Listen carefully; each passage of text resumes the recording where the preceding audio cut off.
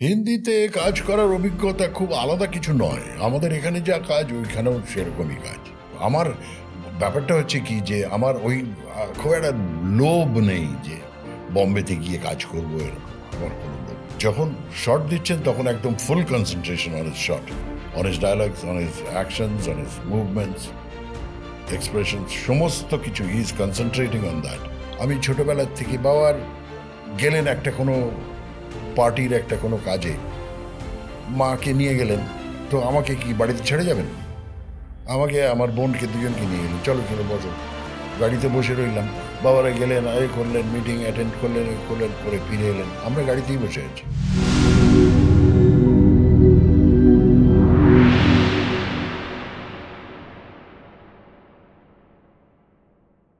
আপনি বাংলার পাশাপাশি অনেক হিন্দিতেও কাজ করেছেন।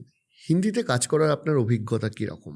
হিন্দিতে কাজ করার অভিজ্ঞতা খুব আলাদা কিছু নয়। আমাদের এখানে যা কাজ ওইখানেও সেরকমই কাজ, শুধু ভাষাটা অন্যরকম। সেখানে বাংলাটা চলে না, সেখানে হিন্দিটাই বলতে হয়। এবং আমার তাতে কোনো অসুবিধা হয় না, কারণ আমি দিল্লিতে পড়াশুনো করেছি, দিল্লিতে বড় হয়েছি, কাজেই আমার হিন্দিটা খুব সহজেই আসে। তো আমাকে প্রথম ডেকেছিলেন মণিরত্নম দিল সে ছবির জন্যে। তো সেখানে আমার একটা ছোট রোল ছিল, লোকের ভালো লেগেছিল, ছবিটা অসাধারণ ছিল। তো তারপর থেকে একটা একটা করে হতে থাকে। এই রাজকুমার সন্তোষীর খাকি, কবির খানের ফ্যান্টম, এরকম অনেকগুলোই হয়েছে। তারপর প্রদীপ সরকারের পরিণীতা। তো হ্যাঁ, 7-8টা ছবি হয়ে গেছে হিন্দিতে। আর এখনো পর্যন্ত সবচেয়ে বেশি কাজ করেছি সৈফের সঙ্গে আর অমিতাভ বচ্চনের সঙ্গে। ওদের দুজনের সঙ্গেই দুটো দুটো করে ছবি হয়ে গেছে। আমার ব্যাপারটা হচ্ছে কি যে আমার ওই খুব একটা লোভ নেই যে বম্বেতে গিয়ে কাজ করব এরকম। আমার কোনো লোভ নেই। এই যে ধরুন অমিতাভ বচ্চনের সাথে কাজ করার বা স্ক্রিন শেয়ার করার সময় কিরকম অভিজ্ঞতা হয়েছিল? খুব ভালো। এরা খুব প্রফেশনাল অ্যান্ড ডেডিকেটেড অ্যাক্টার্স। যখন কাজ করেন তখন একদম ফুল কনসেন্ট্রেশন কাজের প্রতি। তখন ওই ইয়ার্কি ঠাট্টা ফাজলামি আমরা যেমন এখানে করতে গিয়ে একটা বন্ধুর সঙ্গে ইয়ার্কি করলাম বা কিছু একটা করলাম, তারপরেই শটটা দিলাম, ওইটা মিস্টার বচ্চন ওরকম একদম না। আচ্ছা, যখন শট দিচ্ছেন তখন একদম ফুল concentration on his shot, on his dialogues, on his actions, on his movements, expression, সমস্ত কিছু he is concentrating on that. কারুর সঙ্গে একটা এক্সট্রা কথা বলেন না। শটটা হয়ে যাওয়ার পরে হয়তো বলবেন, কিন্তু শটের আশেপাশেই নয়, একেবারেই নয়। অনেক বেশি ডেডিকেটেড এরা, আমার মতন চাঁড়া নয় যে আমরা একটু এটা করলাম, এই করলাম, ও করলাম, এর সঙ্গে কথা বললাম, কিরে এই তুই কি চা দিলি না তো বলেই আবার ডায়লগ বলছি, ওরম নয়। Very serious. Very serious. এবং সেটা বেশিরভাগ যারা ভালো কাজ করছে বম্বেতে, বেশিরভাগ লোকই সেরকম সিরিয়াস। আমরা অত সিরিয়াস নই, সেই জন্য আমাদের খুব দাগ কাটে না আমাদের কাজ। একটা বিষয় আমার খুব ইন্টারেস্টিং লাগে, ইউর পলিটিক্যাল ভিউ। সেটা আমরা সবাই জানি।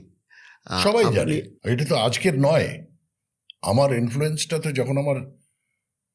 যখন থেকে আমি বুঝতে শিখেছি, 4 বছর 5 বছর বয়স।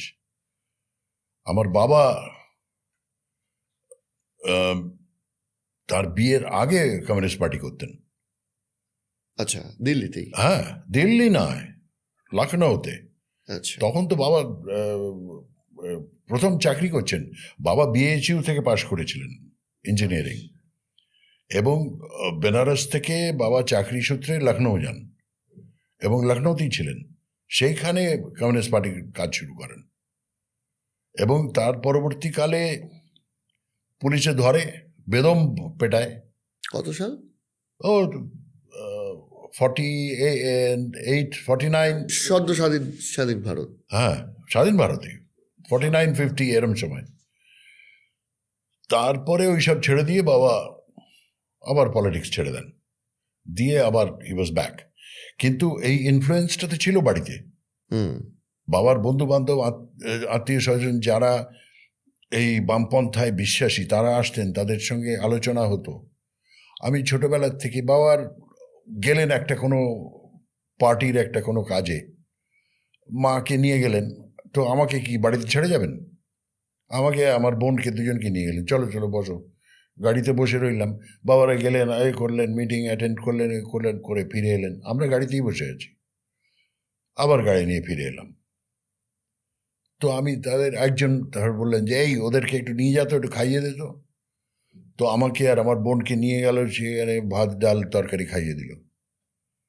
তখন ওই লোকগুলোকে দেখেছি, হুম ওই তাদের মধ্যে আমার বড় হয়ে ওঠা, তাদের আইডিওলজিকে বোঝা যখন বুঝতে শিখলাম, যখন I began to understand what left ideologies are all about, hmm তখন থেকে এক আকৃষ্ট হয়ে গেলাম না। কারণ যে আইডিওলজি বলে যে সব মানুষকে ভালোভাবে রাখতে হবে, সেই আইডিওলজিকে আমি ছেড়ে দিতে পারবো না। কারণ আমার বাবা ছোটবেলার থেকে তাই ছিলেন, আমার মা তাই ছিলেন, বাবার বন্ধু বান্ধব আত্মীয় স্বজন তারাও তাই ছিল। আমার পিসেমশাই যশন দস্তেদার, যার দলে আমি অভিনয় শিখেছি, নাটকের বড় বড় কাজ করেছি, তিনিও তাই ছিলেন। আমার পিসি, তিনিও তাই ছিলেন। এবং তারপরে যখন আলটিমেটলি যখন বাম শক্তি আমাদের ক্ষমতায় এলো পশ্চিমবঙ্গে, হুম তখন বাবার আবার ইচ্ছে হয়েছিল যে আবার পার্টি পলিটিক্স করি। তারপর বললেন যে না, আমার আর হবে না, থাক। তারপরে তো 84 সালে মারাই গেলেন। কিন্তু আমরা কলকাতায় চলে এলাম, এবং কলকাতায় এসে এই যে বাম জমানায় যে কাজকর্ম এবং যা যা হয়েছে তার সঙ্গে আস্তে আস্তে জড়িত হয়ে পড়েছিলাম। হুম তাদের পলিটিক্সে নয়, তাদের কাজকর্মে। এবং একটা সময় এসেছিল যখন আমার পিসেমশাই তখন পোস্টার নাটক করতেন হুম ইলেকশনের আগে, আমি সেখানেও করেছি। আর বলেছিলেন পোস্টার নাটকের মানে বেসিক্যালি এক্সটেম্পোর, কারণ কোনো স্ট্রিক্ট কোনো স্ক্রিপ্ট ডায়ালগস থাকে না। বললেন এটাকে একটু প্র্যাকটিস করো, এটা একটু প্র্যাকটিস করো, তাহলে কি স্টেজ ফ্রাইটটা কমে যাবে, মঞ্চে চরিত্রায়ন করতে সুবিধে হবে।